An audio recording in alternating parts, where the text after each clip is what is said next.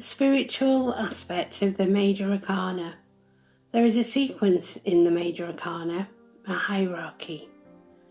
The Major Arcana reflects life in all its wonderful glory, at its most amazing and its most challenging, but it also guides us through these events in our lives. As we are presented with guidance, we are also presented with learning. There is a point to life, and there is a good reason that we are nudged along this journey. One aspect is that we develop wisdom, but wisdom does not come incidentally. More so, it develops, and it develops as life presents us with experiences along our journey. The ideal is that we do in fact learn, and this is where we develop virtues.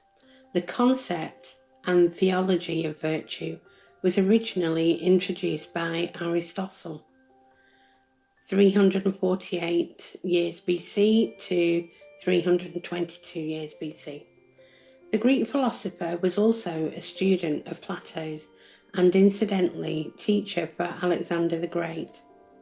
One aspect of this is that I find personally interesting is that there is much discussion on the virtues from the Catholic religion. We can see how Christianity, including the Catholic religion, adopted the theory of virtues as discussed by Aristotle.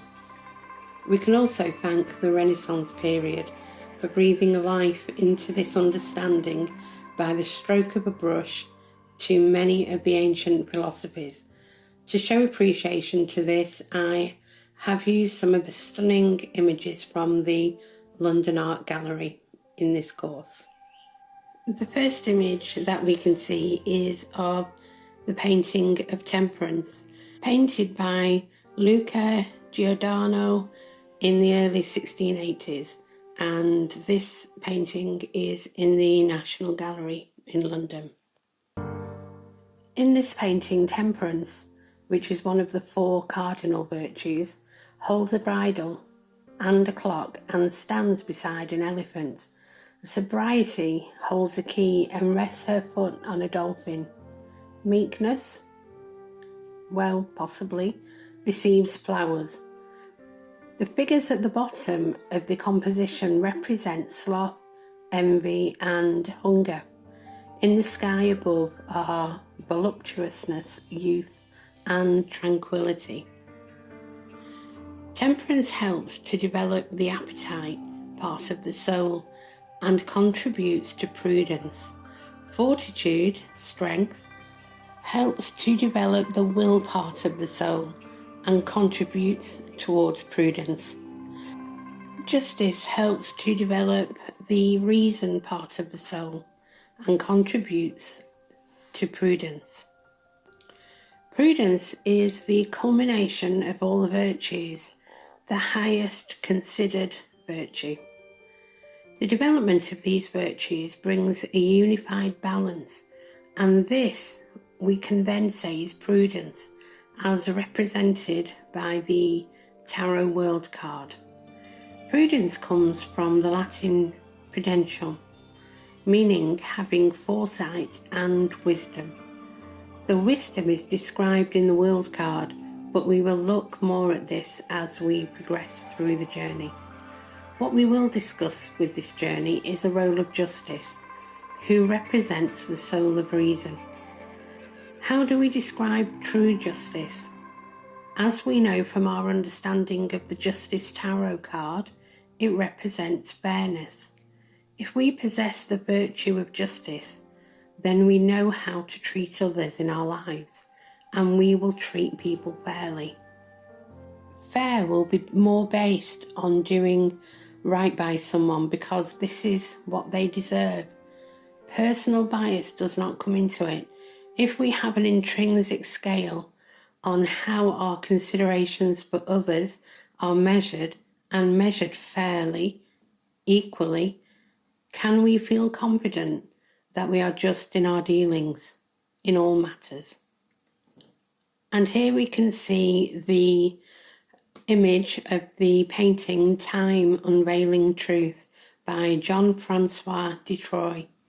This was painted in 1733 and it hangs at the National Gallery in London. The winged figure of Time is holding a scythe in the sky and reveals Truth, his daughter, who unmasks an old woman personifying fraud.